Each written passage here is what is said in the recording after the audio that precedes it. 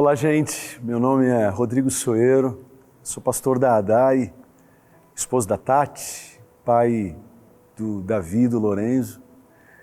E para mim é um privilégio poder fazer parte de um projeto tão nobre, tão urgente, tão eterno, que é esse EP, né? Essa participação nesse EP da Amanda Castro, uma querida nossa, uma pessoa que tem realmente um coração dedicado a Jesus, né? Enfim, dentro de um projeto com um tema tão bonito também, dizendo que somente em Jesus nós temos a vida eterna, né? E aí nasce o título desse álbum, desse EP, Vida Eterna Ele É. Olhem só, eu queria fazer uma reflexão aqui com vocês, né? Se eu perguntar para vocês ou para você, né? Não sei se você está com alguém ou se você está sozinho, enfim. Se eu perguntar para você o que é fé, o que você me responderia? Eu acredito que, driblando, pegando algumas palavras, eu acho que você até consegue, né, expressar o que seria fé. Agora, se logo após essa pergunta sobre o que é fé, eu te perguntasse o que é esperança, o que você me responderia? Eu faço essa provocação porque realmente, até dentro do campo da teologia, é muito difícil da gente fazer essa delimitação, né? O que é fé? Ah, fé é isso. Tá, mas o que é esperança? Na maioria das vezes, quem responde o que é esperança, responde muito parecido com aquilo que é fé, e vice-versa. Mas acredito que a minha função aqui é tentar clarear um pouco esses conceitos com a Palavra de Deus, tendo a Palavra de Deus como nosso norte, como nosso guia. E eu quero ler com vocês 1 Tessalonicenses, capítulo 4, a partir do versículo 13, que diz assim: Não quero, porém, irmãos, que sejais ignorantes acerca dos que já dormem, para que não vos entristeçais como os demais que não têm esperança. Cremos que Jesus morreu e ressurgiu. Assim também cremos que aos que dormem em Jesus, Deus os tornará a trazer com Ele. Dizemos isto pela palavra do Senhor, que nós, os que ficarmos vivos para a vinda do Senhor, não precederemos os que dormem. Pois o Senhor descerá do céu com grande brado, a voz do arcanjo, ao som da trombeta de Deus, e os que morreram em Cristo ressurgirão primeiro. Depois nós, os que ficarmos vivos, seremos arrebatados juntamente com eles nas nuvens para o encontro do Senhor nos ares. E assim estaremos para sempre com o Senhor. Portanto, consolai-vos uns aos outros com estas palavras. Olha só, dentro da minha caminhada, da minha peregrinação cristã, se eu posso dizer assim, eu tenho aprendido que fé é a capacidade de viver hoje, viver esse tempo, sem saber muito bem o que vem pela frente, né? Eu acho que nós precisamos de fé, sempre. O que vai acontecer daqui a um ano? Eu não sei, né? Mas eu vou viver hoje, vou dedicar os meus dons, os meus talentos, vou ser o melhor profissional, vou ser o melhor dentista, vou ser o melhor cantor, vou ser o melhor engenheiro, vou ser o melhor empresário. Tudo isso na força do Senhor. Para mim isso é ter fé. É andar hoje com Deus, sem saber muito bem o que vem pela frente. Eu me lembro do profeta Abacuque dizendo o seguinte: ainda que a figueira não floresça, ainda que não haja fruto na vide, todavia eu me alegrarei no Senhor. Então fé é isso, é não entender muito o que vem pela frente, ou o que vai vir pela frente, mas eu sigo meu rumo, né? Sigo meu rumo. Agora, esperança é saber que o que vem pela frente é bom, é perfeito e agradável.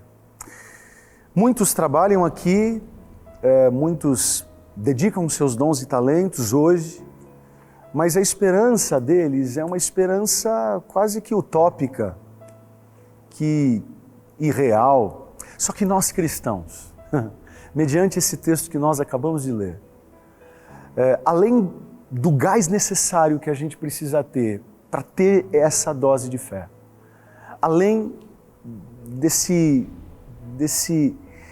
abraço de Deus diariamente com a gente, nós cristãos temos uma esperança. Ou seja, não apenas o nosso futuro está em Deus, ou melhor, não apenas o nosso presente está em Deus, mas o nosso futuro está em Deus e a gente consegue descansar da melhor maneira possível. E que futuro é esse? É saber que nós não conheceremos a morte. Isso é muito doido, porque cristão, quando morre, não conhece a morte. Quem fica vivo e vê alguém partir, morreu. Mas quem foi, não conhece a morte. Porque a palavra de Deus vem dizer que tragada foi a morte pela vitória em Cristo Jesus. Aqueles que estão em Cristo, eles não conhecem a morte, porque Jesus é a vida. Então, quando um cristão fecha os olhos nessa vida, ele já acorda numa outra vida. Ele não vai se deparar com a morte, porque ele levou sobre si, na cruz do Calvário, a morte. Então essa é a esperança. É por isso que a gente canta sobre Jesus, é por isso que a gente fala sobre Jesus, é por isso que eu estou pregando sobre Jesus. Porque sim, é importante a gente ter a fé em Jesus para fazer o hoje, mas se nós perdermos de vista a eternidade com Ele, o hoje não vai fazer sentido. Você pode ganhar dinheiro, você pode ser um cara muito bem sucedido, mas quando a gente olha para a vida de Salomão, o cara teve dinheiro, o cara teve mulheres, o cara teve poder, o cara teve tudo na sua fase de jovem, na sua fase adulta, mas ele chegou no fim da vida dele dizendo: não encontrei o que realmente eu precisava encontrar. Aí ele acorda e entende que de fato ele precisaria escrever o livro do Eclesiastes para dar conselhos para mim, para você, dizendo: o dinheiro não vai dar conta, o poder não vai dar conta, o sucesso profissional não vai dar conta, você ter 1, 2, 3, 5, 10 filhos, isso não vai dar conta. O que vai dar conta é você compreender aquilo que Jesus disse. Ei, não se alegrem pelas coisas que vocês podem conquistar aqui, mas se alegrem porque o vosso nome está escrito no livro da vida. Que esse projeto da Amanda, que a nossa vida, tudo possa apontar para a eternidade. Nós temos uma esperança, a nossa esperança é Jesus, é a vida eterna com Ele. E que essa esperança faça do nosso presente um presente mais coerente, mais inteligente, mais sábio. Porque o que adianta ganhar o mundo todo e perder a alma, né? Então sim, precisamos ter fé para caminhar bem nessa vida, sim, mas sem perder de vista aquilo que nos aguarda, que é muito melhor, muito maior do que qualquer outra coisa que a gente consiga conquistar nessa vida. Por isso que também o apóstolo Paulo vem dizer: esquecendo-me das coisas que ficaram para trás, eu continuo olhando para o alvo, pelo prêmio da soberana vocação em Cristo Jesus. E ele também diz: porque dele, por ele e para ele são todas as coisas. Que Deus te abençoe, que Deus te dê a dose necessária para que você tenha fé, para caminhar nesses dias e tempos tão difíceis. Mas quando a fé de alguma forma ficar pequena, talvez como um grão de mostarda, olha para frente. O teu futuro eterno não está jogado para qualquer um.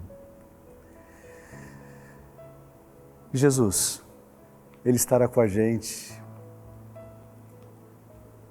eternamente. Ele é a vida eterna. Ele é o caminho, Ele é a verdade, Ele é a vida. E eu te convido, se você deseja de fato entregar a sua vida a Jesus, ou por algum motivo você se afastou e entende que é momento de se reconectar ao corpo dele. Eu não estou falando de você estar numa igreja, que é importante. Eu não estou falando de você ou para você fazer parte de um movimento religioso. Isso é muito importante porque ninguém nasceu para viver sozinho. Deus que é Deus se relaciona em três, Pai, Filho e Espírito Santo. Quem é você para achar que vai conseguir viver sozinho? Tudo isso é muito importante. Igreja é importante, comunidade é importante, mas eu quero falar aqui, estou falando aqui sobre Jesus. Entregue o seu caminho a Ele. Confie e não tenha dúvidas que Ele tudo fará. Então, se você deseja voltar ou aceitá-lo pela primeira vez, te convido a você fazer essa oração junto comigo. Se você pode, feche seus olhos, coloque a mão no seu coração e repita comigo. Senhor Jesus, eu te recebo como único e suficiente Salvador da minha vida. Perdoe os meus pecados.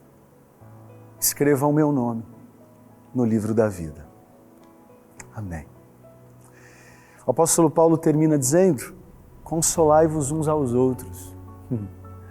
Porque essa mensagem de consolo que eu estou pregando aqui, que não pare em mim e não pare em você.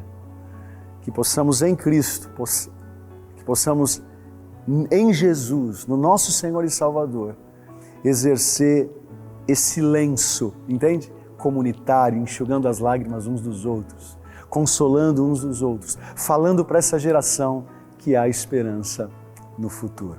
Parabéns por fazer parte da família de Jesus.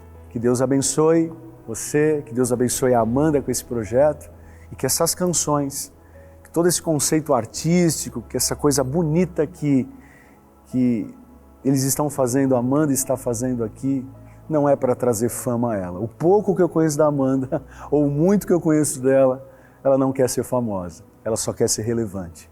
E que esse projeto seja altamente relevante para a tua vida. Que Deus abençoe, que a graça dele, a graça de Jesus esteja sobre você, o amor do Pai, a comunhão e as consolações do Santo Espírito. Consolai-vos uns aos outros. Forte abraço, Deus abençoe.